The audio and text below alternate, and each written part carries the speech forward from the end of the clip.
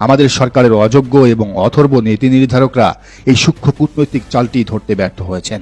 উল্টো তারা এমন এক আচরণ করেছেন যা দুই দেশের সম্পর্ককে তলানিতে নিয়ে ঠেকিয়েছে। আজ তারেক সরকারের এই অদক্ষতা, নির্বুদ্ধিতা এবং আমেরিকার তোষণ নীতির চরম পাপের মাসুল গুনতে হচ্ছে বাংলার সাধারণ মানুষকে। বিদেশ থেকে তেল আসতে পারছে না, ইস্টার্ন রিফাইনারি বন্ধ হয়েছে।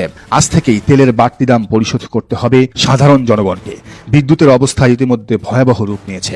চরম লোডশেডিংয়ে জীবন অতিষ্ঠ অবস্থা যা দাঁড়িয়েছে, তাতে আর কিছুদিন পর এই সরকারকে রাস্তার বিদ্যুতের খাম্বা তুলে কেজি দরে বিক্রি করে দিতে হবে। একপাল অথর্ব, অযোগ্য এবং চাটুকার লোকদের দিয়ে দেশ চালানো শুরু করেছে বর্তমান সরকার।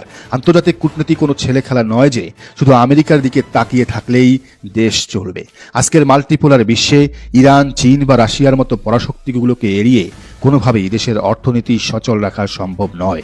জামায়াতে ইসলামী ঠিক এই জায়গাটিতেই নিজেদের যোগ্যতার প্রমাণ দিয়েছে।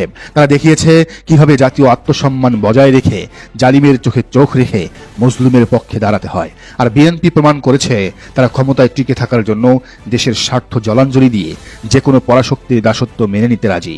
এই ভয়ঙ্কর কূটনৈতিক ব্যর্থতা দেশকে কোথায় নিয়ে গিয়ে দাঁড় করায় তা শুধু মহান আল্লাহই ভালো জানেন।